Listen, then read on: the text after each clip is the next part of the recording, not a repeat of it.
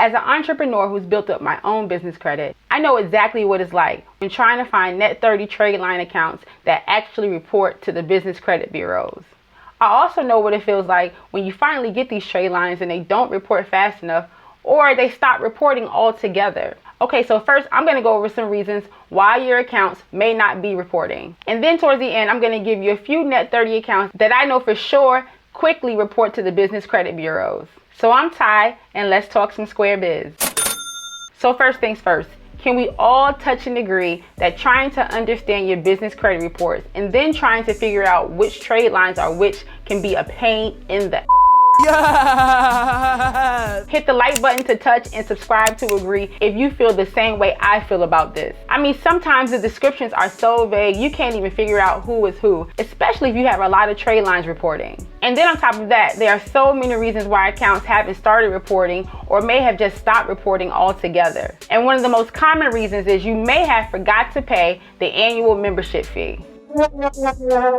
Many vendors require us to pay an annual membership fee just to even have access to their net 30 credit. And most of us probably pay this fee up front our first year, but we forget to pay it again the very next year.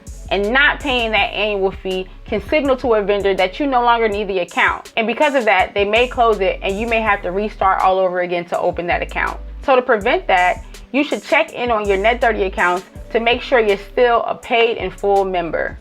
Another reason why your accounts may not be reporting is because you probably haven't purchased anything from them. A lot of trade line vendors will not report until you make your first initial purchase. And then after making your initial purchase, sometimes they won't report again until you make another purchase.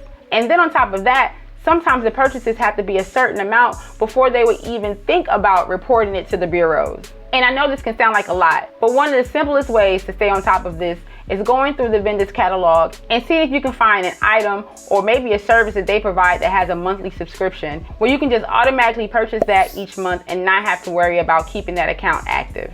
And then the other thing you want to do is find out if the vendor does actually have a minimum purchase amount, just so you can make sure that you buy enough or purchase enough so that it'll report. So the next reason why your trade line may not be reporting may be because they probably just haven't submitted your information yet. And one thing to note is that it may take one company longer than another company to report. Many people have said that it's taken anywhere between 3 to 6 months before they started to see certain vendors report. My suggestion to you will be to just stay patient. And then after 3 months and they're still not reporting and you haven't seen any changes to your report, then I would say go ahead and contact the vendors to make sure you're still in good standings with them.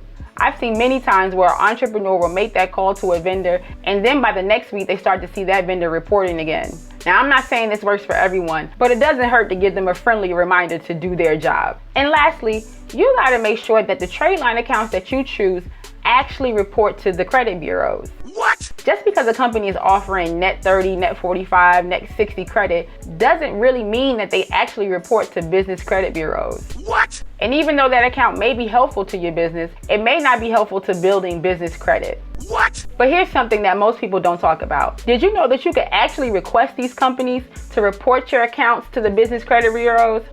If one of your trade lines is nav.com, which one should be because they report to everyone, they have a template letter on their website where you can fill in, send it in to the vendor, and request them to report your information. It's actually free and beneficial to a vendor because this can help them ensure that the customers that they have actually pay their accounts. And if they don't, then they can report those delinquencies to the bureaus, which will eventually affect their business credit. So it's a win-win for you and the company. They need to go ahead and run me my money.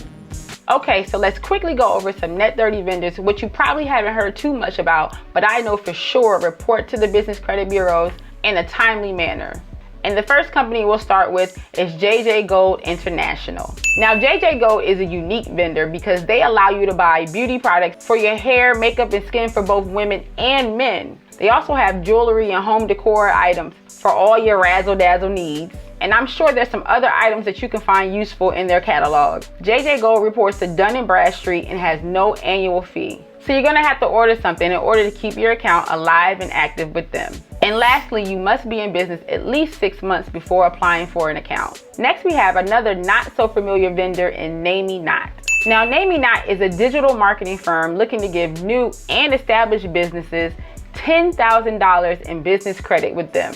They offer services like content marketing, SEO, media production, and they'll even help you with your social media presence. There's no annual fee for this account, and your 10K credit line will be reported to Dun & Bradstreet. They literally spell this out for you on their website just in case you doubted it. Which brings me to another vendor who you will not have to worry about reporting in Creative Analytics. Creative Analytics is also a Net 30 digital marketing vendor. And guess what? They're trying to give you $10,000 as well to buy their products or use their services. They have so many different products that you can buy, ranging from office supplies to electronics, and they even have items for your kitchen and bathroom. On top of that, they too offer social media services, and they help you with your website to get that up and running.